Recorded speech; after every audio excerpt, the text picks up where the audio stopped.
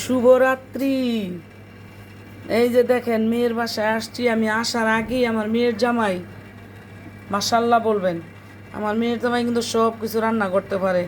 এই যে মুরগির রোস্ট রান্না করে রাখছে, এই যে আবার ডিম সিদ্ধ, তারপরে এই দেখেন রাইস রান্না করবে, চাউল ভিজায় রাখছে জামাই।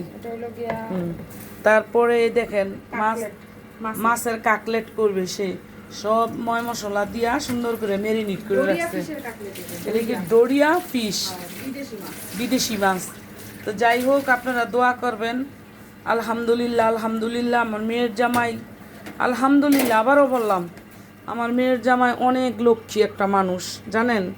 এই যে আলু ভাজ্যা রাখছে, কারণ যদি শুনে যে আমি আসতাছি, মানে আমি কি খাইলে পছন্দ করবো, কোন জিনিসটা খেতে পছন্দ করি, ঠিক সেই জিনিসগুলাই সব। হ্যাঁ, ও ওরে বাবা, শুটকি পছন্দ করি। দেখেন শুটকিও আনছে, নোনা শুটকি, কইছি বড়া খামু।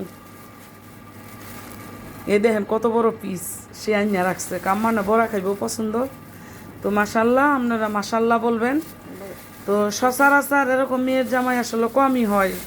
তো আল্লাহ ভাগ্য গুণে আমার মেয়ের জামাইকে আমাকে মিলিয়ে দিছে। এই দেখেন চেপা শুটকি আনছে একেবারে 1 নাম্বারটা, আর নোনার ইলিশের শুটকি আনছে, এটা তো বড়া খাবো। তো সচরাচর এরকম মেয়ের জামাই আল্লাহ যেন প্রত্যেকটা ঘরে ঘরে আল্লাহ দেয় আমার মতো।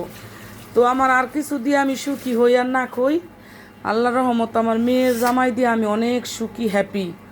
তো আপনারা দোয়া করবেন সবাই মিল্লা। আর একটু আবারও বলি আমার ভাই বোনে গো, আমার ভাই বোনরা আমার একটু লাইক কমেন্ট সাপোর্ট করে একটু আপনাদের পাশে রাখবেন, তাহলে আমার জীবনটা ধন্য আপনাদের কাছে। তো ঠিক আছে, ওকে, আল্লাহ হাফেজ।